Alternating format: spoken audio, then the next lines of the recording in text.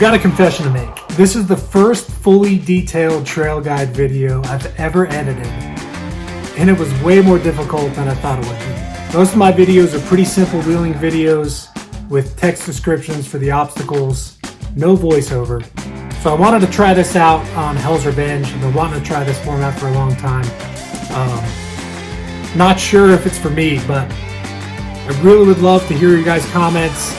Let me know what you think of the video. So this is going to take us, this is part one. It's going to take us from the Hell's Revenge trailhead onto the top of Hell's Gate. Hope you guys enjoy.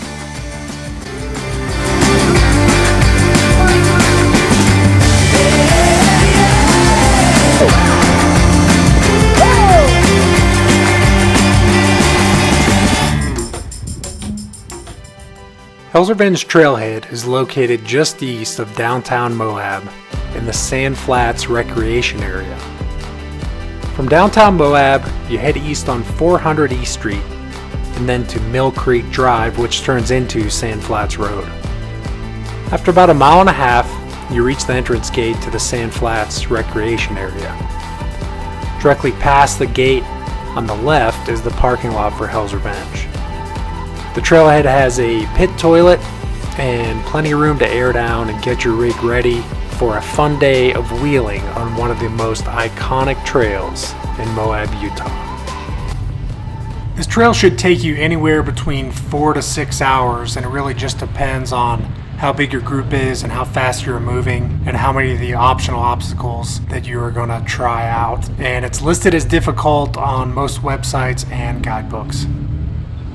Hell's Revenge doesn't waste any time getting straight to action. Right after you leave the trailhead, you've got to cross over a long and narrow sandstone fin. You definitely want to shift into four-wheel drive at this point. Put that transfer case in 4-low. Now, if you're not used to wheeling like this, I'm going to tell you this first fin is going to be intimidating.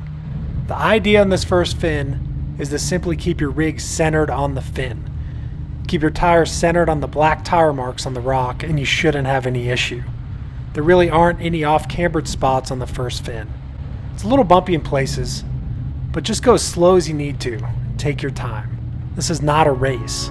Your main goal while wheeling should always be to stay safe. Having fun comes second.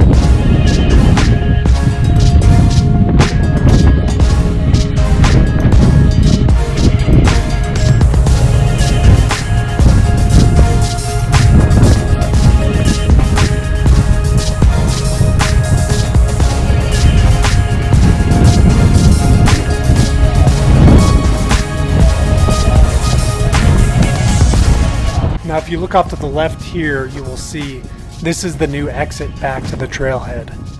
We'll cover that later. After the first fin, you drive a very short distance to a spot called Lake Michigan. It's a deep hole that collects a lot of water, especially after a recent storm. Now there's two options here. You can drive down to the left through the bottom, or you can stay to the right on this ledge.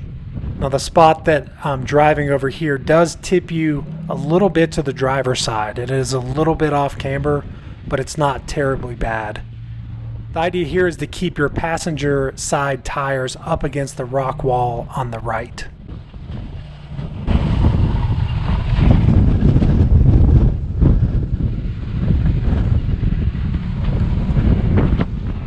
Here's a clip of me taking the left route here on Lake Michigan. It does have a little drop, but it's not too bad. It's worth watching this part though, because if it is filled with water, you have no idea what's in the bottom. But once you get down to the bottom here of Lake Michigan, it's pretty flat.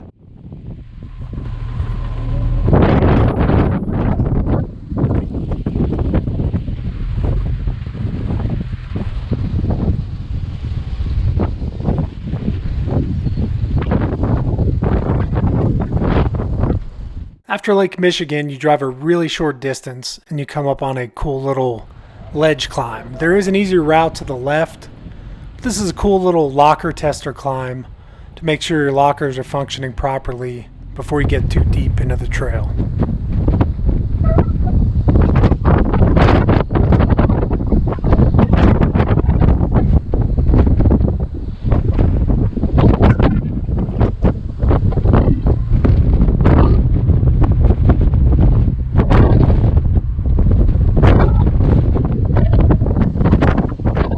You drive an easy trail for a short distance and come up on a rocky ledge. The left side of this ledge is more difficult, and the easy line for this ledge swings all the way around to the right side.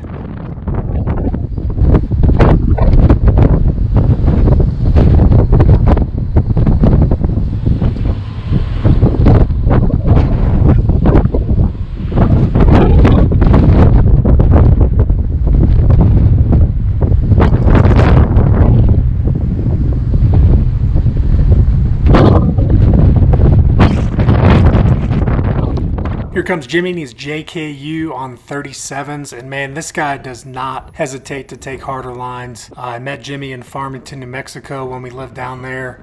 He's been actually going to Moab since 1997, so that's 25 years. And it's definitely awesome to wheel with him. He's a great spotter and an awesome driver, and I've learned a lot from him. After that rocky ledge, you drive on easy trail, and you come up on the dinosaur track site. Now, I don't have any footage of the tracks in this video, but I do recommend stopping to take a look. You can read the signage and check out some cool dinosaur tracks. After the dinosaur track site, you come up on a big sandstone ledge that has a steep optional climb on the left side, while the easy line is on the right side of this climb. Alright, so this is a little optional climb you can do here on the left, or take the easier route on the right. Cameron's gonna do a little hybrid action or something. It's pretty steep.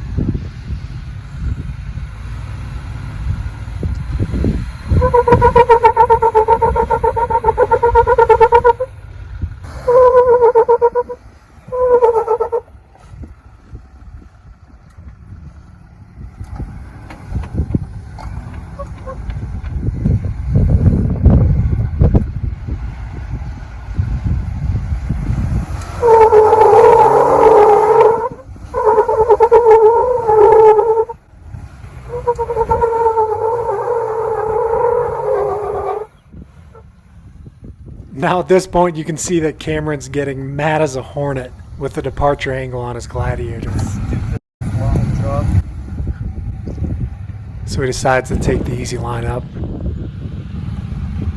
So I'm pulling in some old footage here of McVeigh. You can see how he rolls up this. He smoothly rolls through this climb with a steady momentum. This technique's really important to be able to climb a lot of these obstacles in Moab. Depending on your rig and its build, it may be necessary to use this technique to climb ledges like this. So a lot of times you will not be able to climb these ledges if you get your front tires up and then slowly roll your rear tires to the base of the ledge and then stop and then try to climb it. You've really got to get your tires moving. You want your rear tires hitting the base of the climb while rolling with momentum. It's working.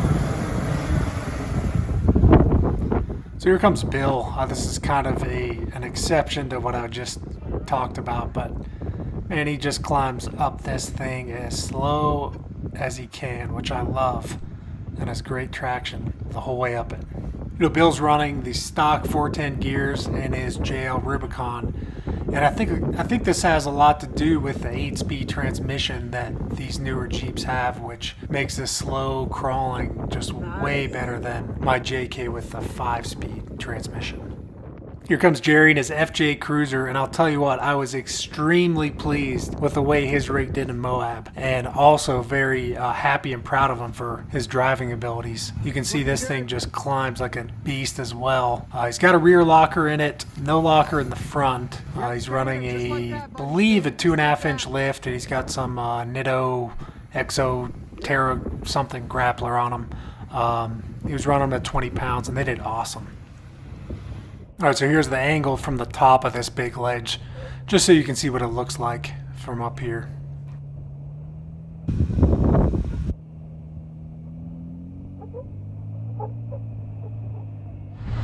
And finally, here is a clip heading up the easy line of the big ledge.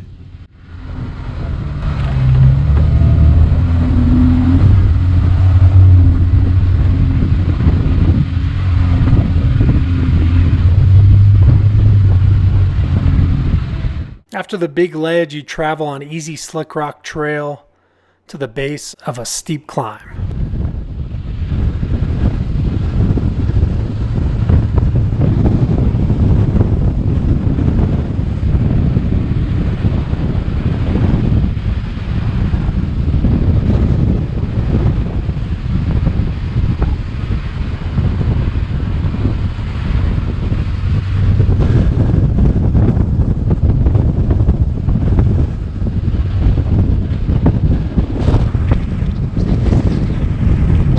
The next spot you come up to is a steep climb up and over a big sandstone dome. Now this will be the longest and steepest climb that you've seen so far in this trail. Your transfer case should already be in 4-low, and the idea here is to put your transmission into first gear and to focus on keeping a steady speed, letting your engine and gearing do the work to get you up and over this dome. This dome never really has any sand on it, so you'll be fine with great traction on this climb. You know, we rarely use lockers on climbs like this, but if you're feeling a little nervous and you do have lockers, don't hesitate to engage them.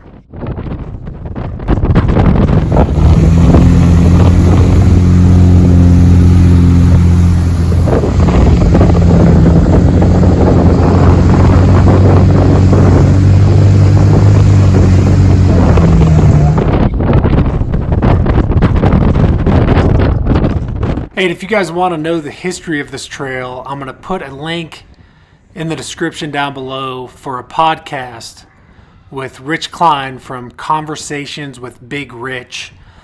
Rich is an organizer for many competitive rock crawling events, and he has a podcast that's really cool, and he's got a guest on there that his dad started this Hell's Revenge trail. And it's full of history. It's a really cool listen. I'll put that link down below.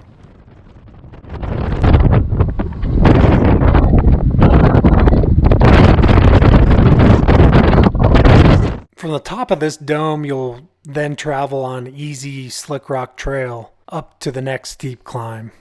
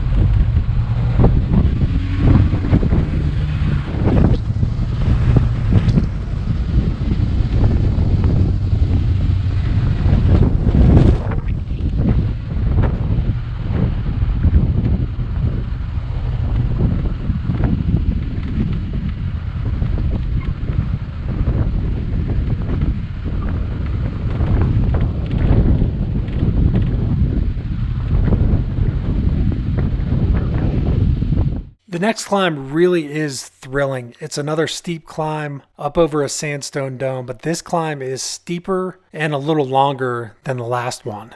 It looks intimidating from a distance, but it really will not seem any more challenging than the last climb you just did.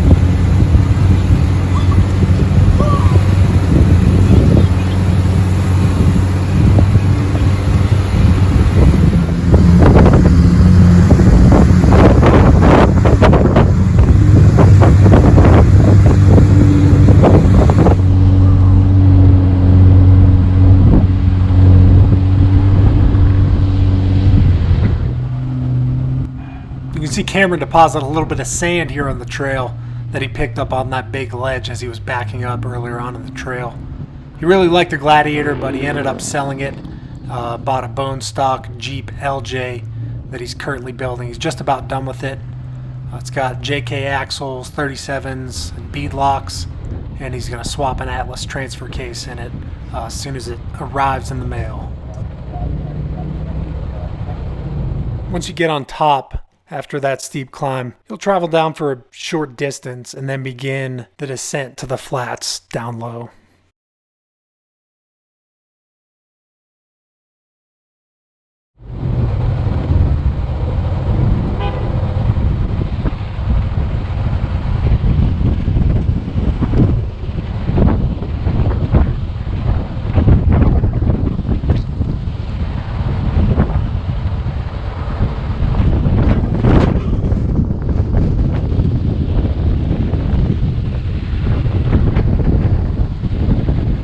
Here's where you start your descent down to the bottom, and you'll notice on the Google Earth picture here, there are yellow spray painted lines. These are to help direct you down descents like this, because it's somewhat hard to see exactly where to steer your rig on these descents, especially when they're at a turn like this. The yellow lines really do help, so just keep your rig centered in between these lines and you shouldn't have any issue.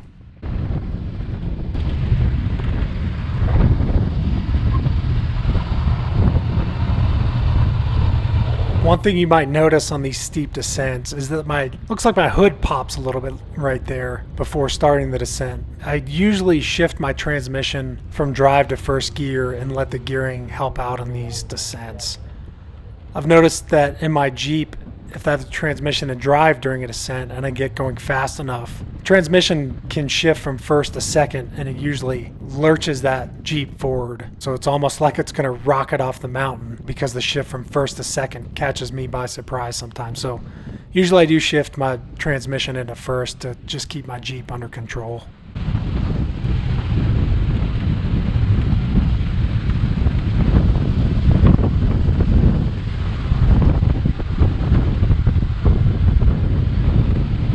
After that descent, you'll work your way around a rock on the right. This spot is a little bit tippy.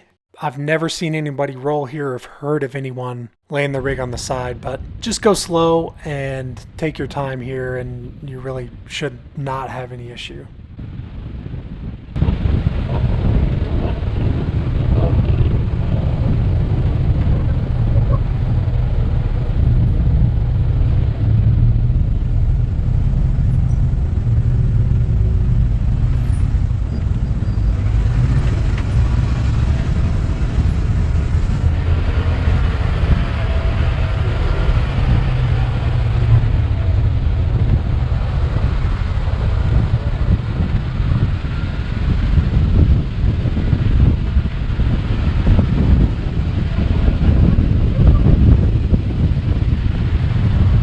After you work your way around that rock, you've got two steep descents to make here that are pretty fun. They're a little bit twisted up, so keep your eyes on those black tire marks and just take your time going down. Put that transmission in first gear and you should be okay. As you can see here, there's a little washed out spot on the left, but it's not too bad. And as long as you take your time, you should be all right.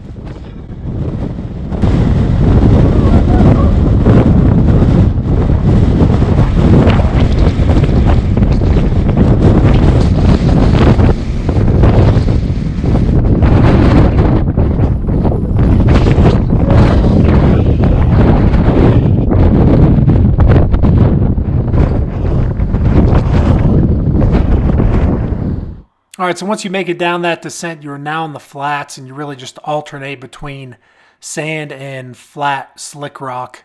There really are no obstacles here. There is a bike path you can see in the Google Earth picture there. That's a slick rock bike trail, so just keep your eye out for bikers, oncoming traffic. Razors really love to rip through this area, so just kind of be prepared for them. And there really are no obstacles down here in the flats. One of the coolest things about Hell's Revenge is there's usually multiple options. So here you can go around to the right or the left, but we like to have fun, so we try to take on as many of these optional climbs as we can.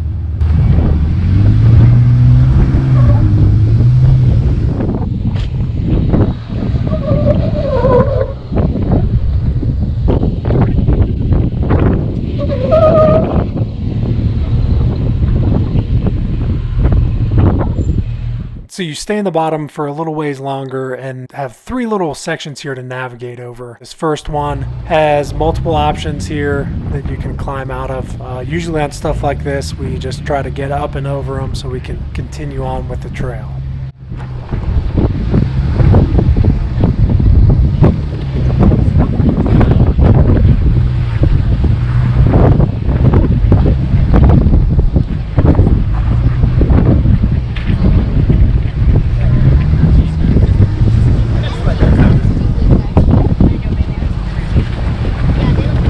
Then you come up on 2 rocky sections here. The first one has an easier route to the right with the harder line being on the left. And that's what I'm going to show you here. So Cameron is kind of climbing up here on the left side. Now you can go on the far right and kind of bypass this. This spot does flex you out a little bit and twist you up, but it's definitely fun. As you'll be able to see here, as I don't make it up on my first try, I've got to back up and hit it with a little more momentum. It's a little deceiving.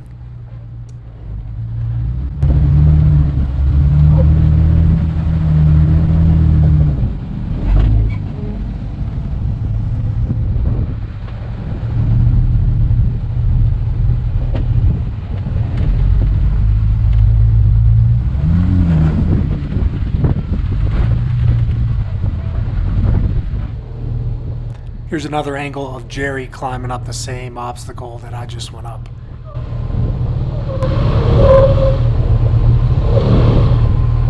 Okay, now just give it a little. Okay, up my way. There you go. Easy. Straighten them up, there you go.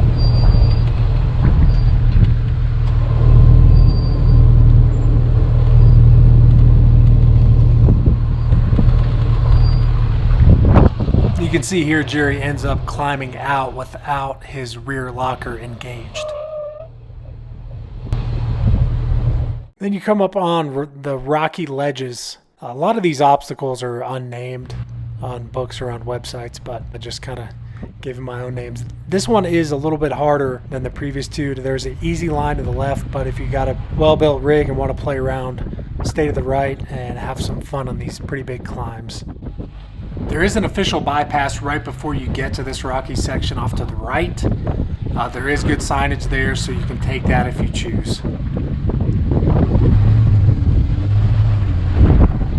After you climb out, you're now on top, and you'll be basically traveling in sand to the Hell's Gate and River Overlook Junction.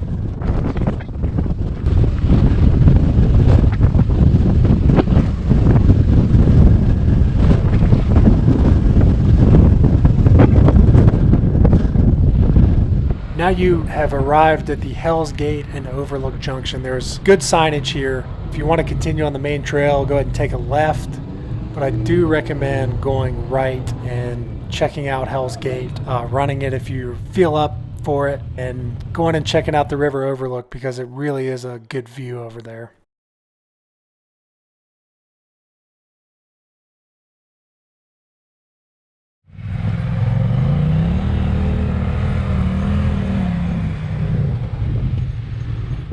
So this portion of the trail heading to Hell's Gate doesn't have any named obstacles or really anything to be concerned over. This is probably the only spot that you might need to just take caution with, as it's a little bumpy and rutted out.